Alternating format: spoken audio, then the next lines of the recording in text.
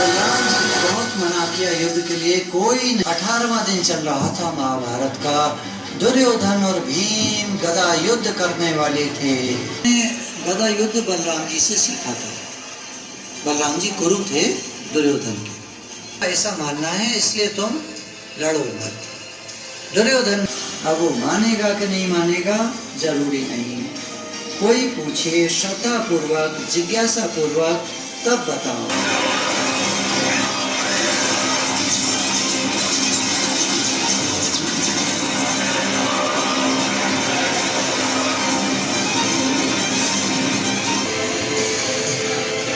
महाराजा हो जाते हैं।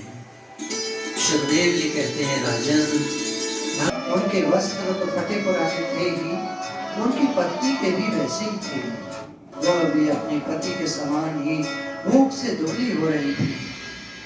एक दिन दरिद्रता की प्रतिमूर्ति दुखनी पतिव्रता भूख के मारे कांपती हुई अपने पतिदेव के पास गई और मुरझाए हुए मुख से बोली, वे जानेंगे क्या कि मुझे धन की तो कोई कामना नहीं है, परंतु भगवान का दर्शन हो जाएगा, यह तो जीवन का बहुत बड़ा लाभ हो। देने योग्य वस्तु हो तो दे दो। ब्राह्मणी ने पास पड़ोस के ब्राह्मणों के घर से देखते हैं कोई नाविक हो तो मुझे पार उतार दे। अरे भैया कोई है क्या, मुझे पार उतार दे। चलो महाराज बैठो, उठा लेता है, नाव को खेकर के पार ले जाकर के उतार देता है। उतर जाते हैं, सोचते हैं कपड़ों में, उसका नाम है सुदामा। वो आ रहा है। क्या ये कौन सा शहर है? द्वारका है महाराज। तो अच्छा भैया, भगवान कृष्ण का महल कौन सा है, किधर है? वो सामने। वालों से विनती करते हैं, जरा अंदर जाकर सूचना तो देखो, दे दो।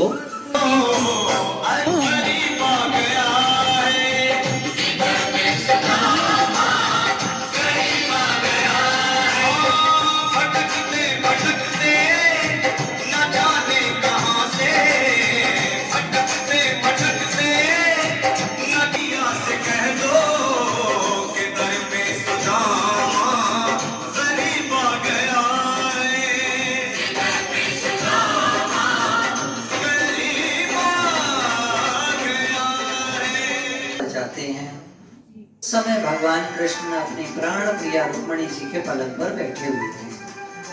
द्वारपाल निवेदन,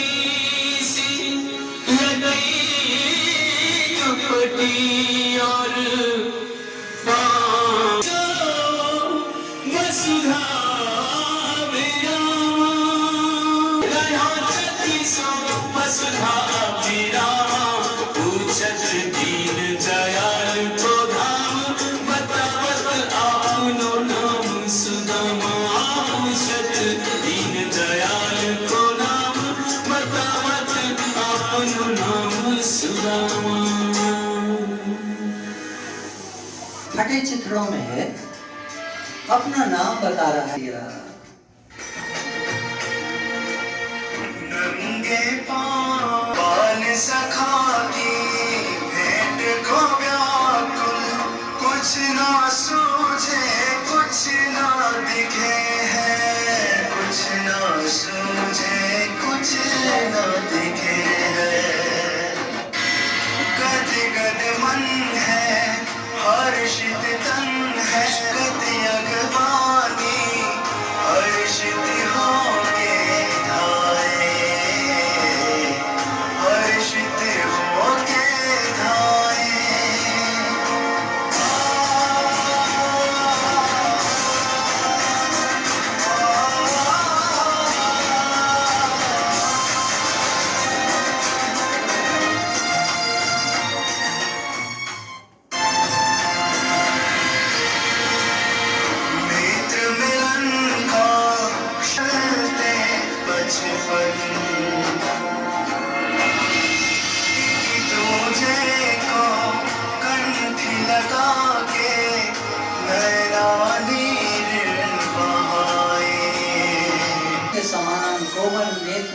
प्रेम के आंसू बह रहे हैं।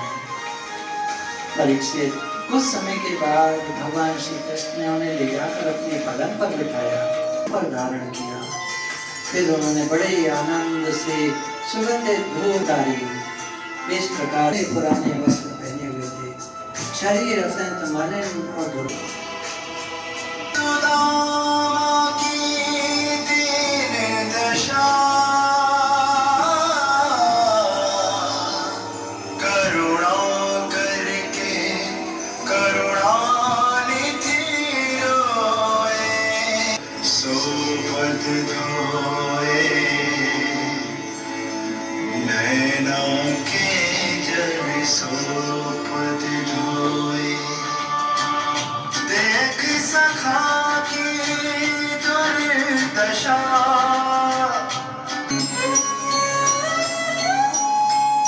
चित्त गृहस्थी में न रहने पर भी प्राय विषय रुचि नहीं है। जगत में विरले ही लोग ऐसे होते हैं जो भगवान की माया से निर्मित विषय संबंधी वासनाओं का त्याग कर देते हैं। और चित्त में विषयों की तनिक की भी वासना न रहने पर भी और बिना ऋतु के ही बड़ा भगवान कृष्ण सबके मन की बात जानते हैं। वे ब्राह्मणों के परम भक्त, उनके क्लेशों के नाशक तथा संतों के एकमात्र आश्रय हैं। वे लिए क्या उपहार लाए हैं?